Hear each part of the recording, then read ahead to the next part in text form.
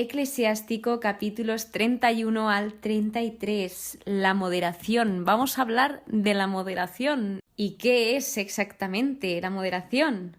Si nos vamos a la RAE, nos dice que es cordura, sensatez o templanza en las palabras o acciones.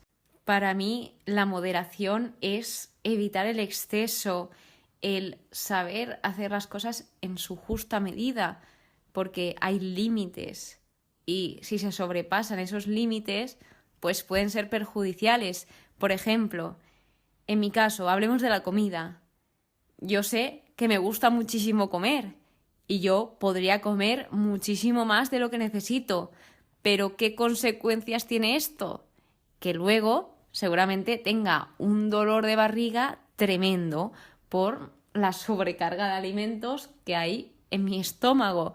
Así que lo mejor es moderarse, disfrutar de la comida en su medida y quedarse satisfecho. Y así es. Entonces, vamos a comenzar con el capítulo 31, que ojo, nos habla de las riquezas. Y empieza dándonos una visión sobre que muchos se arruinan a causa del oro. Y sigue diciendo, y se encontraron, cara a cara con la ruina. Sin embargo, nos lleva a otro caso que nos dice, dichoso el rico de conducta intachable que no corre tras el oro, pues éste ha hecho maravillas en su pueblo. Porque hay personas, ya sean ricas o no tan ricas, que si no saben manejar el dinero, esto les va a llevar a la ruina. En cambio, si una persona sabe cómo usar o cómo manejar las riquezas, esto puede ser muy provechoso para todos. Tras esto nos habla sobre los banquetes.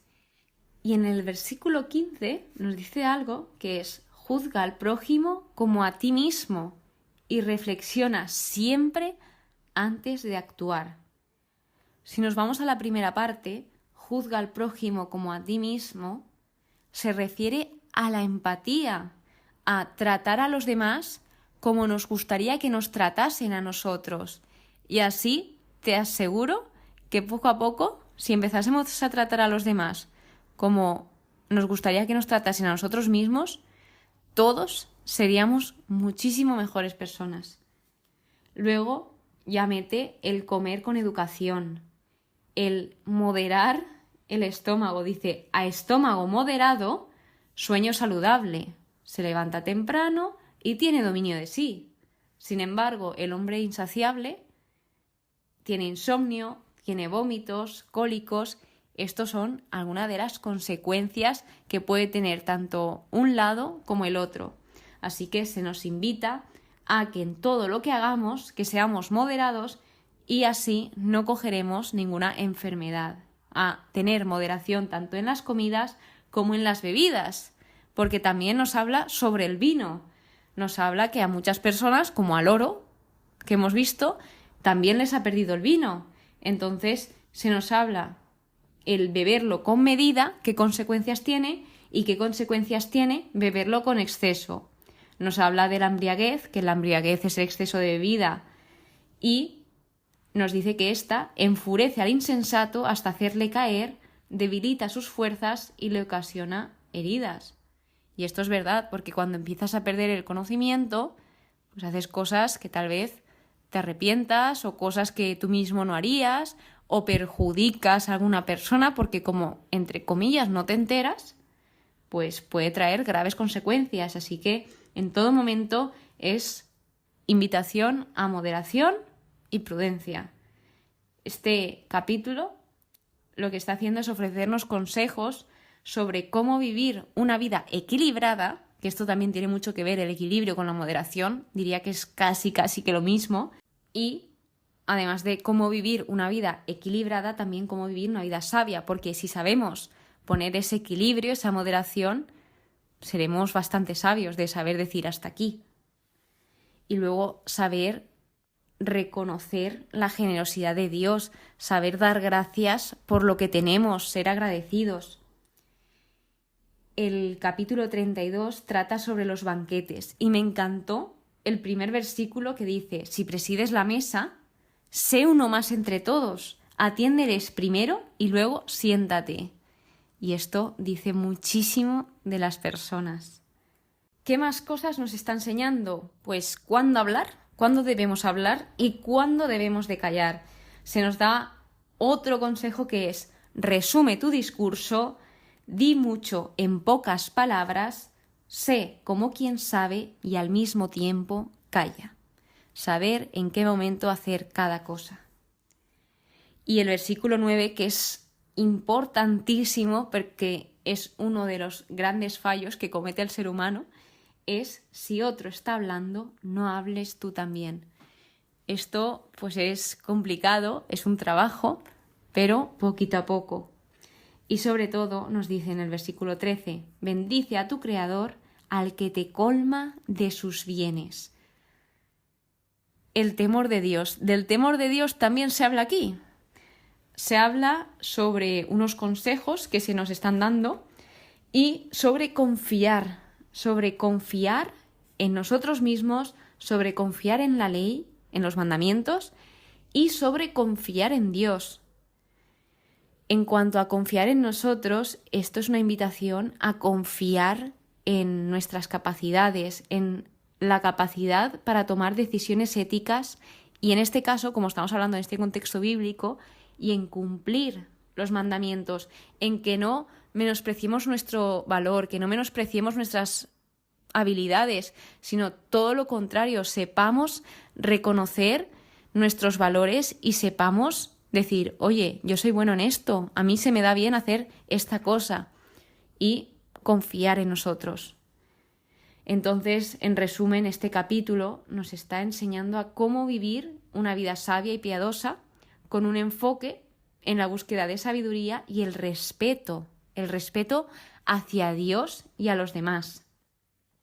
Por último, el capítulo 33 habla de varios temas. Habla sobre cómo preparar un discurso, el ordenar las ideas y luego, pues, saber responder.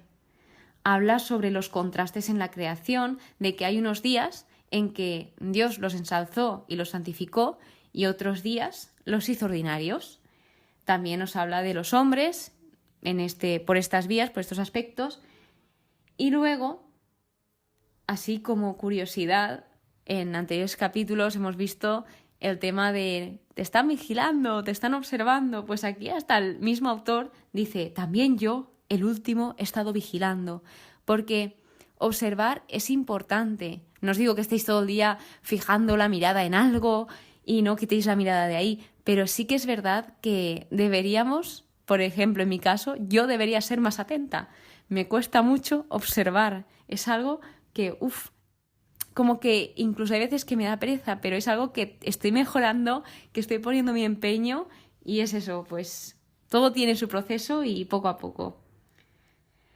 Nos habla sobre los esclavos y esto es una lección tremenda porque en una de las lecciones que nos da es que la ociosidad enseña muchos vicios, porque la ociosidad es la falta de movimiento, falta de energía, pereza, holgazanería. Entonces esto nos lleva a incluso tener vicios. Y además se nos dice que no te excedas con nadie, ni hagas nada injustamente. Esto en este contexto se refiere a los esclavos, a que no hay que sobrepasarse con las personas, que no hay que hacer nada injusto con ellas, a pesar de su condición, a pesar de su estatus. Y luego nos dice, que es mi favorito, en los versículos 31-32, si tienes un criado, trátalo como a ti mismo, trátalo como a un hermano, porque lo necesitas como a ti mismo. Y esto es algo precioso, el que a pesar de que sea una persona que te está sirviendo, tú debes amarla, tú debes tratarla bien, porque es una persona igual que tú. Tienes que tenerle respeto y cuidado de ella, obvio, porque es importante. Si una persona te está sirviendo, es como dice aquí, porque lo necesitas. Entonces, en resumen, este capítulo 33 nos ofrece una visión de la creación, como os comentaba, lo de los días, lo de los hombres. nos ofrece una visión de la sabiduría y la relación con Dios, destacando esa importancia de vivir en todo momento, que es el propósito de este libro, una vida sabia, el cómo vivir esa vida sabia y además virtuosa en un mundo que es tan diverso, pero sin embargo es ordenado por Dios. Entonces, poco a poco vamos viendo cómo todo lleva hacia el mismo propósito de este libro, que es enseñarnos un poco más a fondo sobre la sabiduría y cómo vivir una vida pues acorde a esta. Así que en resumen de estos capítulos hemos hablado de las riquezas, de la comida, de la bebida, incluso de cómo tratar a las personas y un breve paseo por la creación. Y en todo se nos dice que tengamos moderación, que sepamos hacer un equilibrio, que no vayamos al exceso, sino que evitemos ese exceso y que sepamos disfrutar de todas las cosas en buena medida. Entonces, muchísimas gracias por estar aquí, muchísimas gracias por escucharme una vez más, de verdad, de todo corazón. Espero que pases muy, pero que muy buen día y que Dios te bendiga.